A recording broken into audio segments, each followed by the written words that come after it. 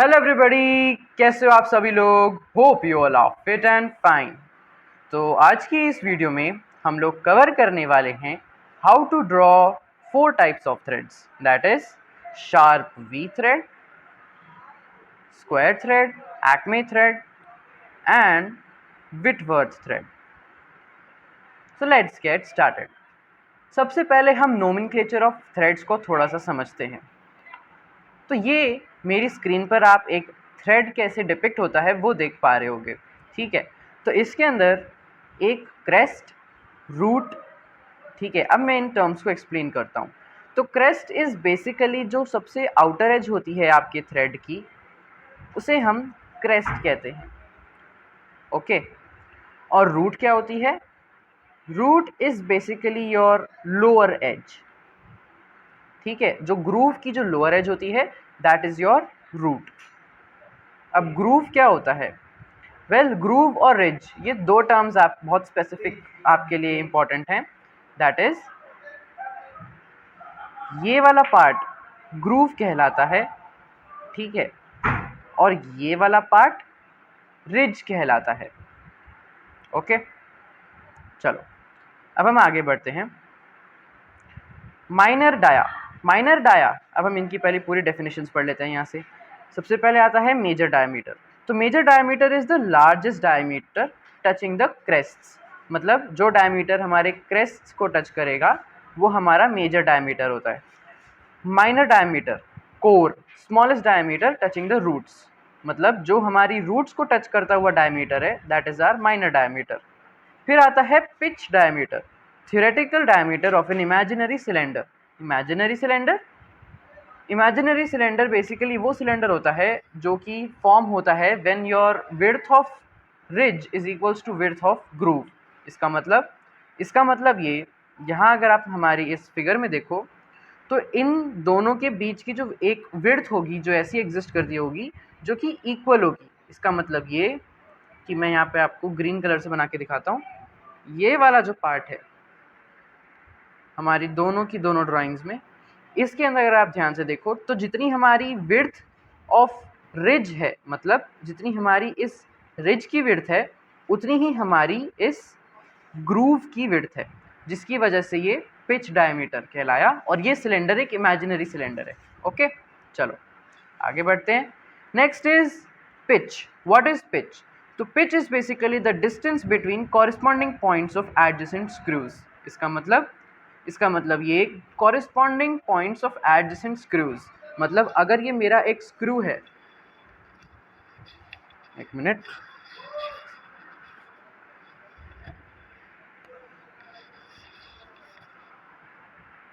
अगर ये मेरा एक स्क्रू है तो इसके अंदर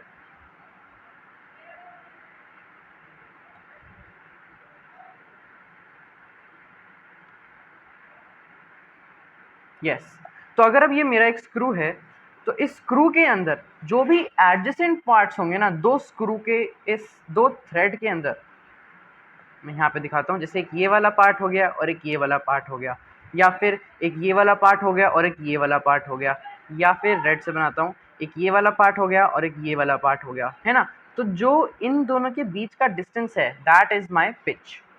आप फिर से पढ़ लो, the distance between corresponding points on adjacent screws, okay. Lead या lead, it is the distance the screw advances in one turn, मतलब lead is basically the distance the screw advances in one turn. इसका मतलब ये हुआ कि जितनी आपने एक बारी में एक स्क्रू को रोटेट करा तो एक टर्न में वो कितना आगे बढ़ा उसे हम कहते हैं लीड, ओके। चलो अब हम बात करते हैं मेट्रिक थ्रेड्स के बारे में। टोटल 4 थ्रेड्स के बारे में हम जानेंगे, ठीक है। तो चलिए शुरू करते हैं। तो हमने P दैट इज पिच, तो पिच की वैल्यू हमने कितनी ली हुई है 20 mm। तब हम बना रहे हैं हमारा शार्प वी थ्रेड। तो ये कैसे बनता है? सबसे पहले आपको एक रेफरेंस पॉइंट लेना होता है, ठीक है। उस रेफरेंस पॉइंट को लेने के बाद आपको क्या कंस्ट्रक्ट करना है? आपको बेसिकली 0.87 इंटू पी, यानी कि 0.87 इंटू 20 करना है, ठीक है।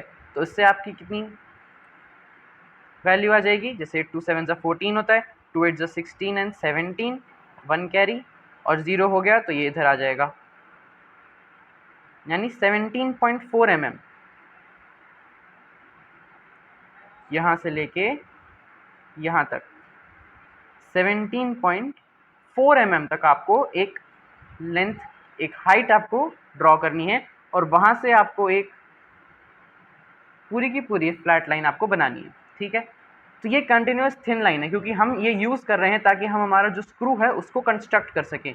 ठीक है, ये आपको बहुत ही थिन बनानी है ताकि आपको दिखाई ना दे हमारी मेन ड्राइंग के अंदर। ठीक है, चलो अब हमें क्या करना है, नेक्स्ट है हमें इसके अंदर देखना है एंगल, दैट इज 60 डिग्री। तो अब हमें क्या करना है, हमें हमारे एंगल को हाफ करना है। क्यों करना है, क्योंकि हम हमारा जो फर्स्ट थ्रेड है उसे कंस्ट्रक्ट करने जा रहे हैं। तो समझो ये अगर हमारी एक वर्टिकल लाइन है तो ये हमारा इस एंगल का बाइसेक्टर भी होगा, तो इसलिए ये एंगल हो जाएगा यहाँ पे 30 डिग्रीज। ठीक है, और अब मैंने यहाँ से 30 डिग्रीज को मेजर करके इस पॉइंट से एक पूरी लाइन कंस्ट्रक्ट करी जो कि मेरी इस अपर लाइन को टच कर रही है। ठीक है, तो ये एक मेरे पास एक लाइन आ गई जो कि कितने डिग्रीज की है, 30 डिग्रीज की है। गुड, अब मेरे को क्या करना है, फिर से यहाँ से मुझे 30 डिग्रीज की मेजर करनी है। ठीक है, और फिर से यहाँ से एक और लाइन कंस्ट्रक्ट करनी है। ओके, और फिर जितना मेरा ये पूरा एक, जो आप कह सकते हो ये मेरा एक मैंने अपना थ्रेड बना लिया है। अब मुझे इसको आगे ही ऐसे कंटिन्यू करना है। या तो मैं कैसे कर सकता हूँ कि बार बार मैं 30 डिग्री का मेजर करूँ यहाँ से, या यहाँ से वर्टिकल से 30 डिग्री मेजर करूँ और ऐसे आगे कंटिन्यू करता रहूँ। या फिर इसकी एक छोटी सी ट्रिक है। वो ट्रिक क्या है, आपको जो फर्स्ट थ्रेड आप बनाओगे उसको तो आपको वैसे ही बनाना है, उसके बाद आपको क्या करना है, आपको यहाँ से लेके यहाँ तक का जो डिस्टेंस है वो मेजर कर लेना है। जब आप उसे मेजर कर लोगे, आपको कुछ नहीं करना, नेक्स्ट स्टेप आपको क्या करना है, आपको अब रेड पॉइंट, जैसे ये यहाँ से आपने यहाँ का डिस्टेंस जो है वो मेजर कर लिया, अब आपको यहाँ से लेके यहाँ तक, यहाँ पे एक दूसरा पॉइंट जो है वो मैं बना लूँगा। ठीक है, मैं आपको यहाँ पे समझाता हूँ। जैसे फॉर एग्जांपल ये मैंने एक थ्रेड जो है मैंने बना लिया। ठीक है, अब बनाने के बाद मैंने क्या करा, यहाँ से लेके यहाँ तक का जो डिस्टेंस है मैंने उसे नाप लिया। ठीक है, और अब मेरे को क्या करना है, मैंने क्या करा कि अब मैंने सेम डिस्टेंस यहाँ से लेके यहाँ तक का यहाँ पे पुट करा, और फिर मैंने इसको ऐसे ही कंस्ट्रक्ट कर दिया यहाँ पर भी। ठीक है, अब ये एक और लाइन बन गई मेरी। फिर मैं यही सेम डिस्टेंस जो है, इसी सेम डिस्टेंस को मैं यहाँ पे प्लेस कर दूंगा, और फिर से मैं ऐसे प्लेस कर दूंगा, जिससे कि मेरा ये पूरा का पूरा थ्रेड बन जाएगा। तो मतलब ये आप समझो ये आपका स्केल है। ठीक है, स्केल के अंदर कुछ रीडिंग आ रही थी। ठीक है, ये mm में है, और ये 20 mm ही आएगा। क्यों, क्योंकि हमारी पिच ही उतनी है, और पिच क्या होती है, the adjacent points, the corresponding points on adjacent screws, है ना। तो ये बेसिकली हमारा पूरा का पूरा एक थ्रेड बन जाएगा। सिमिलरली दिस वन, तो ये हमारा कौन सा थ्रेड है, शार्प वी थ्रेड। अब इसके अंदर हमें क्या लेबल करना है, बेसिकली क्या क्या हमें इसके अंदर दिखाना है, दैट इज कि ये हमारी कितनी है, दैट इज 0.87p, यानी कि आप उसको मल्टीप्लाई करके दिखा सकते हो, और हमारी पिच जो है वो कितनी है, दैट इज 20 mm। ओके, और इसके बाद अगर आपको अब इसे पूरा कंप्लीट करना है तो आपको एक यहाँ से ऐसे नीचे, जो कि जितनी आपकी पिच है ना, या तो उतना या फिर उससे थोड़ा सा ज़्यादा, और फिर यहाँ पे एक फ्री हैंड, और फिर आपको इसकी सेक्शनिंग करनी है 45 डिग्रीज पे। ओके, पूरी अच्छे से सेक्शनिंग करनी है।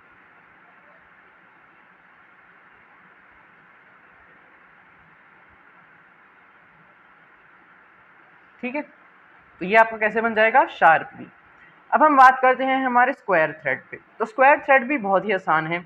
इसके अंदर भी आपने एक रेफरेंस पॉइंट लेना है। मैं ग्रीन पे आ जाता हूँ, ब्लू पे थोड़ा ये दिखाई देगा, ग्रीन ही ठीक है। यहाँ पे भी आपको एक रेफरेंस पॉइंट लेना है। रेफरेंस पॉइंट लेने के बाद आपको यहाँ से 0.5 इंटू पी, हमारा पी यहाँ पे कितना है, 20 ही है, तो 0.5 इंटू पी यानी कि कितना, 10 mm।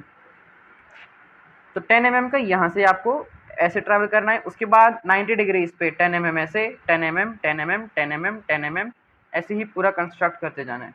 और जितनी हमारी पिच है दैट इज़ 20 mm, तो हमें वो इतना लंबा यहाँ से खींचना है, और यहाँ पे भी फिर हमें फ्री हैंड बनाना है, और यहाँ पे अंदर फिर सेक्शनिंग करनी है।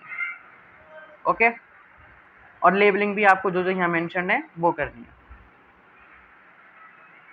अब हम बात करते हैं हमारे एक्मे थ्रेड के ऊपर।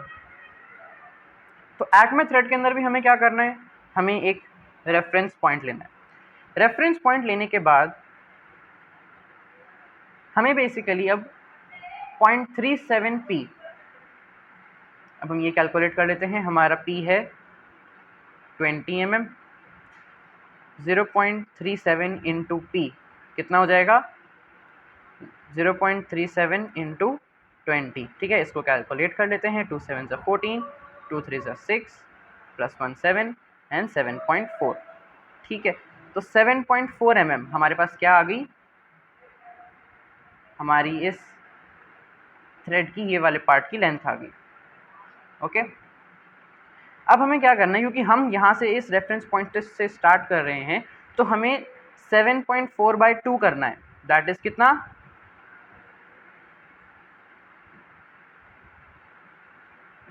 3.7। ठीक है, तो मतलब यहाँ से लेके यहाँ तक मुझे एक 3.7 mm की लाइन को ड्रॉ करना है ऐसे। ठीक है, उसके बाद क्योंकि मेरा एंगल 29 डिग्रीज है, तो मेरे को अब क्या करना है, यहाँ पर बेसिकली वर्टिकल से 29/2 डिग्रीज का जो एंगल है उसे ड्रॉ करना है, और वो जो मेरा पॉइंट आएगा वहाँ से मुझे अपना ये जो थ्रेड है उस लाइन तक बनाना है जहाँ पे मेरा 29 डिग्रीज टच होगा।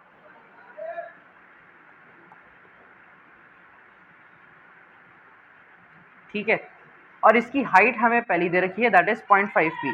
तो इसके अंदर भी आप पहले ये कर सकते हो कि सबसे पहले आपने इसकी जो हेल्पिंग लाइन है वो बना ली, दैट इज ऑफ 0.5 p, यानी कि कितनी, 10 mm, क्योंकि हमारा p कितना है 20 mm। बनाने के बाद आपको क्या करना है, आपको अभी मैंने आपको बताया 29 डिग्रीज पे आपको एक कंस्ट्रक्ट करनी है। उसके बाद ये हमारी 0.37 p है, यानी कितना हो जाएगा 7.4 mm। फिर यहाँ से हमें ये कंस्ट्रक्ट करना है। ये आपको कैसे बनाना है, सेम जैसे हमने अभी अपना ये वाला शार्प वी के अंदर जैसे बनाया था ना, यहाँ पे 30 डिग्री करके, यहाँ से भी 30 मेजर करा था, सेम ऐसे ही आपको यहाँ पर भी करना है, 30 डिग्री मेजर करके यहाँ तक बनानी है लाइन। ओके, इसके बाद आप फिर से वही ट्रिक का यूज़ कर सकते हो, जिसके अंदर बेसिकली ये मेजर करा आपने, मेजर करने के बाद आपने इसको यहाँ पे ले आए आप, और वहीं आपने फिर इसके अंदर आप कह सकते हो आपने दो दो करे हैं। मैं दूसरा बना लेता हूँ, यहाँ से लेके यहाँ तक का, दैट इज 3.7 p ओनली। तो आपने इसको ऐसे चूज़ करना है, बेसिकली मेजर करना है, यहाँ पे प्लेस करना है। प्लेस करने के बाद आपने क्या करना है, आपने अपना रूट बना लेना है। रूट बनाने के बाद हमने यहाँ पे ग्रीन वाला जो है पहले से ही प्लेस करा हुआ है, हम अपना एक क्रेस्ट की वो लाइन बना लेंगे। ठीक है, फिर सिमिलरली या तो आप 3.7 mm को मेजर कर सकते हो, ठीक है, नहीं तो आप ऐसे ही जैसे मैं कर रहा हूँ वो कर सकते हो। ठीक है, एक फिक्स्ड उसको मेजर करके आगे बढ़ना। यहाँ पे प्लेस करेंगे, ये ऐसे बन जाएगा। ओके, तो आप इसको ऐसे आप ऐसे आगे अपना एडवांस कर सकते हो, और पूरा का पूरा आप जो है एक्मे थ्रेड कंस्ट्रक्ट कर सकते हो। इसके अंदर भी आपको कौन सी लेबलिंग्स चाहिए, एक काम करता हूँ मैं आप सभी के लिए, ये जो है इसे यहाँ कर देता हूँ।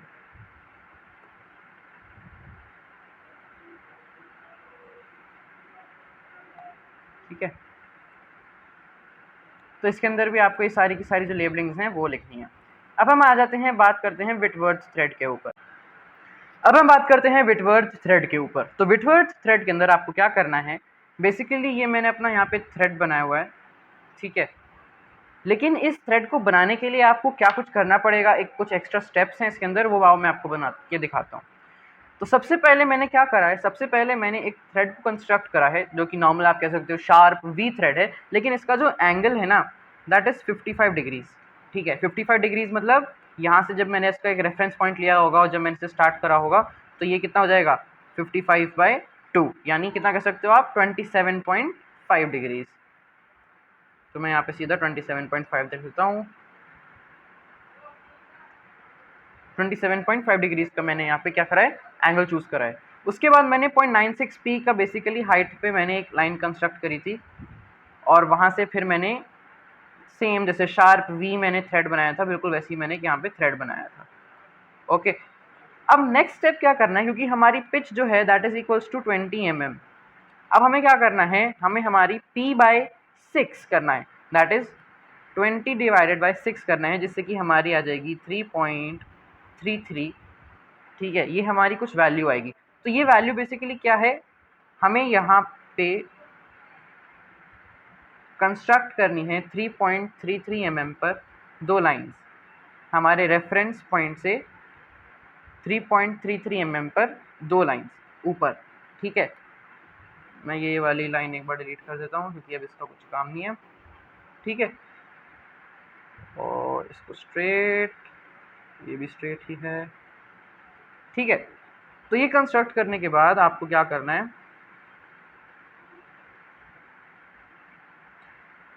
बेसिकली अब आपको जो भी आपकी जो लाइंस जो इस इंटरसेक्शन वाले पार्ट के अंदर आ रही है ना, वो बनानी है ऐसे। मतलब ये बेसिकली आपका जो मेन थ्रेड है ना, ये उसको डिपिक्ट कर रहे हैं। ठीक है, आप इसे बना सकते हो। उसके बाद आपको क्या करना है, जितना आपने अपना रेफरेंस पॉइंट सेट करा था ना, जैसे मैंने यहाँ पर अपना मेरा रेफरेंस पॉइंट था, यहाँ से मेरा रेफरेंस पॉइंट था, तो अब आपको अपना कंपस ओपन करना है और आपको अपने कंपस की जो निब है, मैं आपके लिए कंपस बना देता हूँ, आपके लिए आसानी होगी।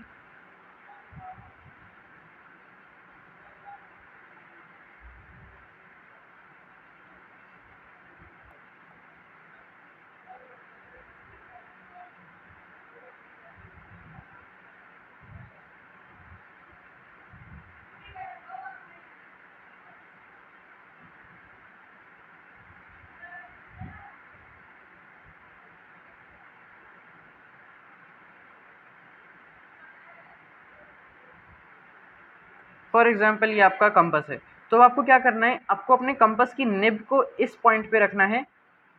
ठीक है, मतलब इसके हाफ पर, और दूसरी जो आपकी जो पेंसिल की टिप है, आपको उसे जो आपकी रेफरेंस लाइन वाला पॉइंट था और जो आपकी जो d/6 वाली लाइन है, उन दोनों के बीच का जो डिस्टेंस है उसे मेजर करना है, और ये आपका परपेंडिकुलर डिस्टेंस होना चाहिए। उसके बाद आपको क्या करना है, आपको अपने पेंसिल की निब को उस पॉइंट पे रखना है और आपको एक आर्क को कंस्ट्रक्ट कर देना है।